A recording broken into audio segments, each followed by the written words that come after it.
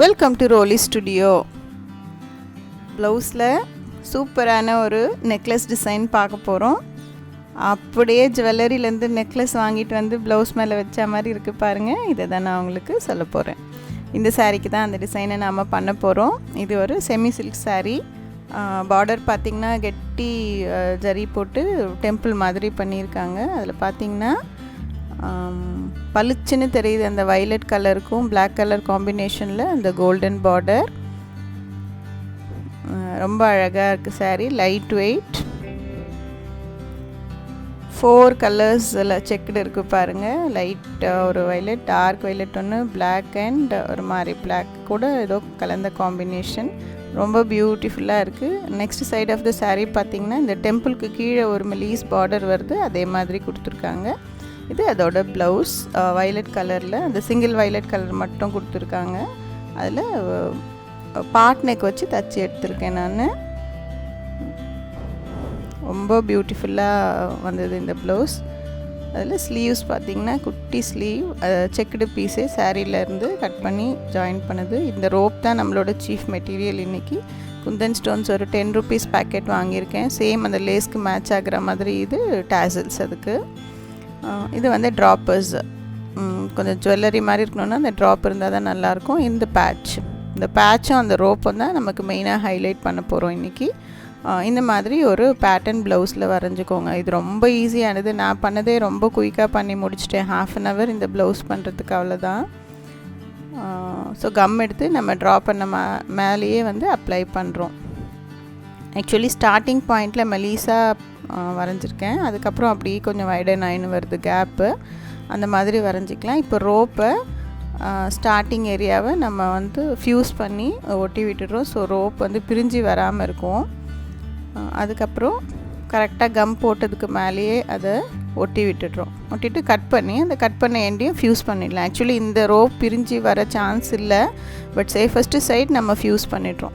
So இப்போ இன்னொரு ரோப்பை கொஞ்சம் லாங்காக எடுத்துக்கிறேன். ஆக்சுவலி இந்த பேட்டர்னே அப்படியே வந்து நமக்கு நாட் போடுறதுக்கு ரோப்பாக யூஸ் ஆக போகுது. அந்த மாதிரி பிளான் பண்ணியிருக்கேன் பாருங்கள். அந்த ஷேப் நீங்கள் வரைகிறதுல தான் இருக்கேன்.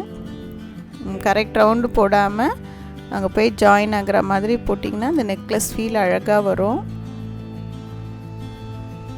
இது அப்படியே கண்டினியூ பண்ணாமல் நான் கட் பண்ணுறேன். பிகாஸ் நான் அங்கே ஒரு பேட்ச் ஒட்ட போகிறேன். அது ரோப்பு கனமாக இருந்ததுன்னா ஒட்டுறது கஷ்டமாக இருக்கும்னு அங்கே நான் கட் பண்ணி கொஞ்சம் கேப் க்ரியேட் பண்ணிக்கிறேன். இந்த பேட்ச் தான் நான் யூஸ் பண்ண போகிறேன். ஸோ ரோப் ஒட்டினதுக்கு அப்புறமா இந்த பேட்சஸையும் நம்ம அது மேலே ஒட்டிடலாம். நல்லா கொஞ்சம் நிறைய கம் போடுங்க. எனிவே மேலே ஸ்டிச் போடுவோம், இருந்தாலும் கம் நிறையா போட்டிங்கன்னா ஸ்டெபிலிட்டி ஜாஸ்தி. அழகாக நெக்லஸோட டாலர் மாதிரி பேட்சஸ் 3 பேட்சஸ் இந்த இடத்துல ஃபிக்ஸ் பண்ண போகிறோம். இது செகண்ட் பேட்ச் ஃபிக்ஸ் பண்ணுறேன். ரொம்ப ஈஸியாக முடிஞ்சிருச்சு இந்த டிசைன். பட் ரொம்ப ரொம்ப அழகாக இருந்தது. நீங்கள் கண்டிப்பாக ட்ரை பண்ணுங்கள். இந்த பேட்சஸ்லாம் பார்த்தீங்கன்னா 8 rupees பீஸு. நான் ஒரு 5, 6, 7 பீசஸ் யூஸ் பண்ணியிருக்கேன். இப்போது மேலேயும் இதே மாதிரி 2 பீஸ் ஒட்ட போகிறோம். ஏற்கனவே நம்ம கேப் அங்கே ரெடியாக விட்டு வச்சுருக்கோம். அந்த 2 எண்ட்ஸும் ரோப்போடது கவர் ஆகிற மாதிரி மேலே பேட்ச் ஒட்டுறோம். ஆக்சுவலி ரோப் கொஞ்சம் திக்காக இருக்குது. நமக்கு இது ஒட்டுறது கொஞ்சம் கஷ்டமாக தான் இருக்கும். அதனால் மேலே ஏதாவது வெயிட் வச்சுருங்க கொஞ்சம் நேரம். ஸோ நல்லா ஒட்டிக்கும். அதுக்கப்புறம் மேலே ஸ்டிச் போட்டுடலாம், நல்லா ஸ்ட்ராங்காகிடும். பட் ஃபஸ்ட்டு ஒட்டும் போது அந்த எண்ட்ஸ் 2ம் கவர் ஆகிற மாதிரி அதை மேலே பேட்சை ஒட்டுறோம். இப்போது ரோப் நல்லா ட்ரை ஆகிடுச்சு. இப்போது அதில் அழகாக அந்த குந்தன் ஸ்டோனை ஒட்டி ஒரு ஜுவல்லரி எஃபெக்ட் கொண்டு வர போகிறோம்.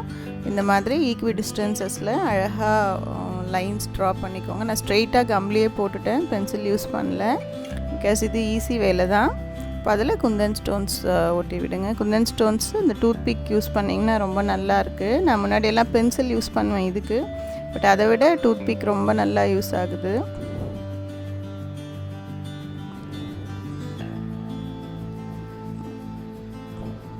இதுவும் கொஞ்சம் ஈஸியான வேலை.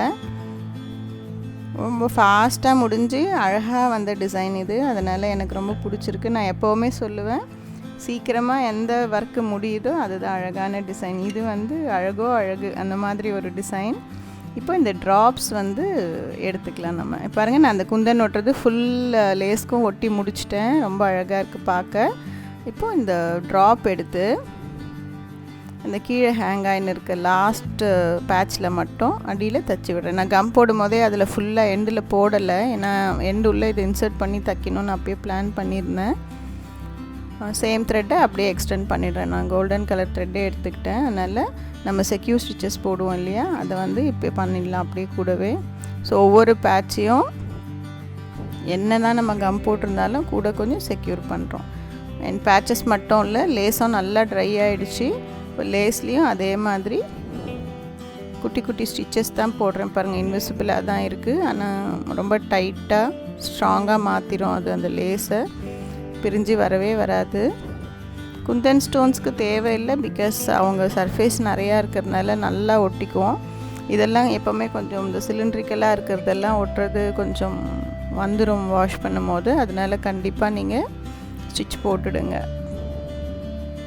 பாருங்களேன் என்ன அழகாக இருக்குன்னு. இப்போது இந்த டாசல்ஸ் ஃபிக்ஸ் பண்ணிடலாம். நான் அதையும் வந்து கோல்டன்லேயே வாங்கினேன்.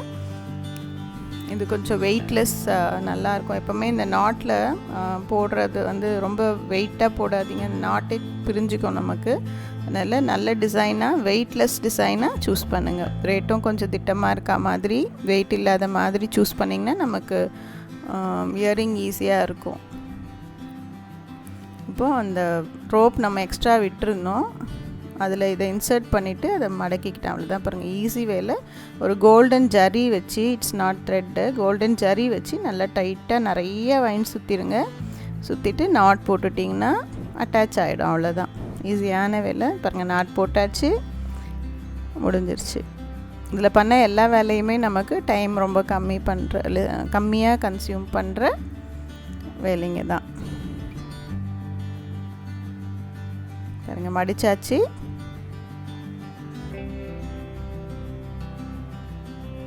இப்போது அந்த நெக்லஸ் நம்ம பண்ணியிருந்தோம் இல்லையா, டாலர் மாதிரி, அது கொஞ்சம் டிட்டாச்சாக இருக்குது, 3 ஜாயின் ஆகலை. அதனால் ஜாயின் பண்ணுற மாதிரி கம் பண்ணி ஒரு தட்டை பீடை அங்கே ஒட்டி விட்டுடுறேன் 2 சைட்லேயும். ஸோ அழகாக ஜாயின் ஆகிடுச்சு. இது ஸ்லீவில் ஒரு பேட்ச் ஒட்டிட்டு 3 குந்தன் அதுக்கு பேஸ் மாதிரி ஒரு சப்போர்ட் மாதிரி வச்சு நடுவில் ஒரு ஃப்ளாட் பீடை ஒட்டிட்டேன். ஸோ சூப்பராக சிம்பிளான ஸ்லீவும் ரெடி ஆகிடுச்சு. பாருங்களேன் அந்த நெக்லஸ் என்னமா இருக்குன்னு. கோல்டில் ஏதோ ஒரு ஜுவல்லரியில் போய் வாங்கிட்டு வந்து ப்ளவுஸ் மேலே வச்சுருக்க மாதிரி இருக்குது பார்க்குறதுக்கு. ரொம்ப அழகாக இருக்குது. NEET finishing and fast finishing, அது வெரி இம்பார்ட்டன்ட். ரொம்ப அழகாக இருக்குது. இது அதுக்கு அழகாக சப்போர்ட் பண்ணுது டாசல்ஸும். பாருங்களேன் இந்த சாரீக்கும் ப்ளவுஸ்க்கும் என்னமா எடுக்குதுன்னு. Beautiful design. கண்டிப்பாக உங்களோட சாரீக்கு நீங்கள் இதை ட்ரை பண்ணுங்கள். செக்டு சாரீ நிறைய பேர் டிசைன் கேட்டிருந்தீங்க. இந்த டிசைன் நல்லா சூட் ஆகும்னு நினைக்கிறேன். ஆசையாக சாரீ கட்டுங்க, அழகழகாக ப்ளவுஸ் போடுங்க. தேங்க்ஸ் ஃபார் வாட்சிங் மை வீடியோஸ். Bye bye.